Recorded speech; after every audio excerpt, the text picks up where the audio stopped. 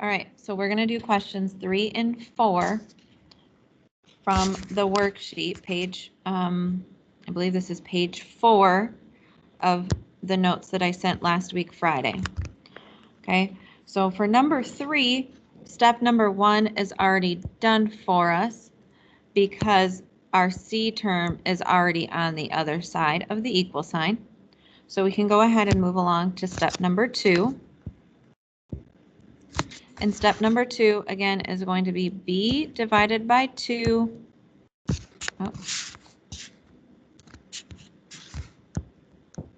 Squared. So that's going to equal -8 divided by 2 squared. Well, -8 divided by 2 is a -4, and -4 squared is going to be 16. Okay, so that's our second step, is to find that missing squared term. So now we can go on to step number 3. And in step number 3, we're going to add in that B term to our equation.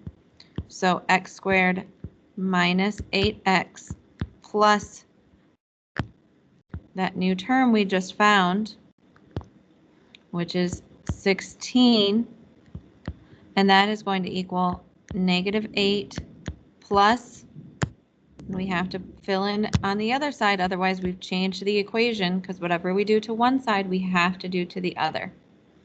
Okay, so now that we've filled in our 16, which we found by doing this equation right here, b divided by 2 squared, now we can factor our perfect square trinomial.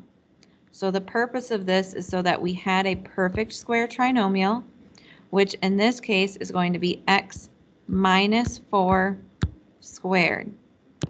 And I know it's a -4 because my b term is negative. Okay.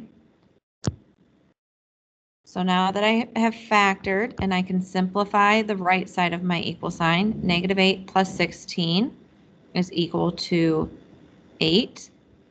Now I need to move on to step number 5. And step number 5 is to take the square root, just like we did yesterday. So we're going to take the square root of x minus 4 squared, and we're going to take the square root of 8. So we're going to get x minus 4 is equal to plus or minus the square root of 8. Now, the square root of 8 can be simplified, okay? So the square root of 8 is the same thing as having the square root of 4 times the square root of 2. Well, the square root of 4 is a perfect square, that is 2, and I've left with the square root of 2. And again, it's still plus or minus. So we can just bring down this x minus 4 is equal to a positive or negative 2 square root of 2. So now we can move on to step number 6. And step number 6 is we're just going to solve for x. So x minus 4 is equal to a positive 2 square root of 2. So then I'm going to add 4 to both sides, and I find that x is equal to 2 square root of 2 plus 4.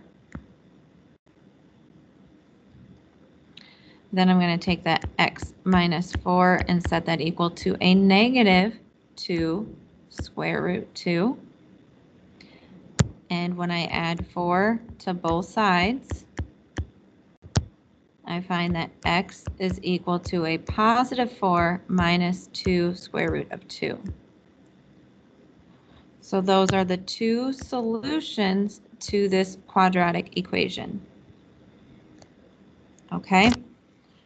So don't forget that you have to have a positive and a negative once you take the square root of your solution. And then for step 6, you're going to split and solve. Okay, let's go ahead and do question number 4. 2x squared plus 24x plus 6.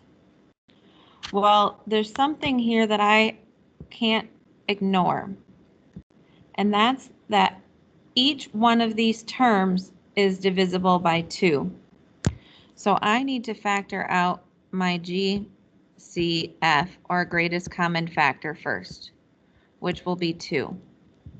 Once I factor out that 2, I'm left with x squared plus 24, not 24, plus 12x plus 3 equals 0. And then these will be my A, B, and C terms that I use to solve and factor this equation. So let's go ahead and do step number 1. And step number 1 is going to be to move that 3 over to the other side of the equal sign. So I'm going to get x squared plus 12x is equal to a negative 3. That was our first step for this equation. Step number 2, remember, we're going to take that b term, divide it by 2, so 12 divided by 2, and square it, so that's 6 squared, and that's equal to 36. So now that I have that missing c term, now in step 3, I can go ahead and add that back into both sides of the equation. So I'm going to have x squared plus 12x plus the missing number, which is 36. And then I have to make sure to add that 36 to the other side of the equal sign.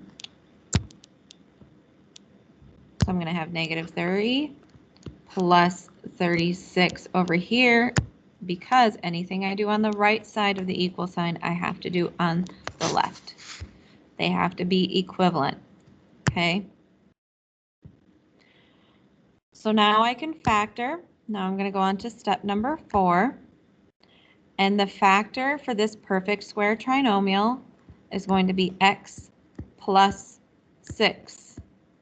Because my b term is positive, my factor will also be positive.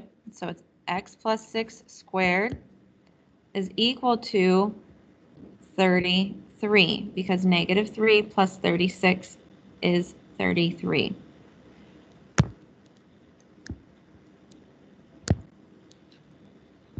Now for step 5. That's what we did yesterday. That's solving by square roots. So now we're going to take the square root of x plus 6 squared and the square root of 33. So that means x plus 6 is equal to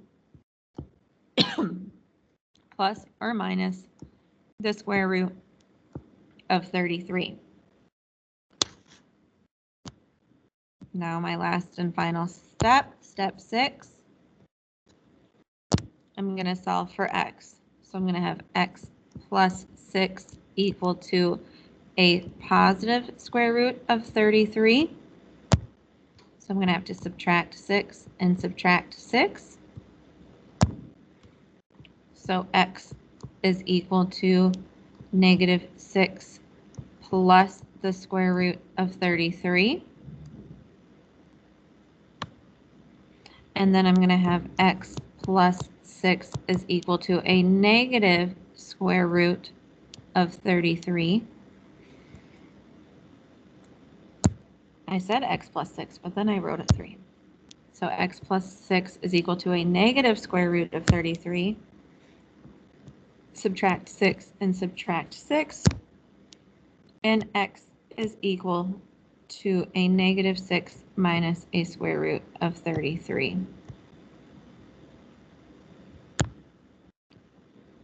So those are the two solutions to the quadratic equation 2x squared plus 24x plus 6.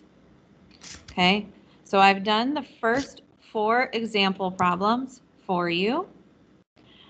Now I want you to do the next 8 practice problems on your own. Ask me in class if you need any help, and I will be happy to help you.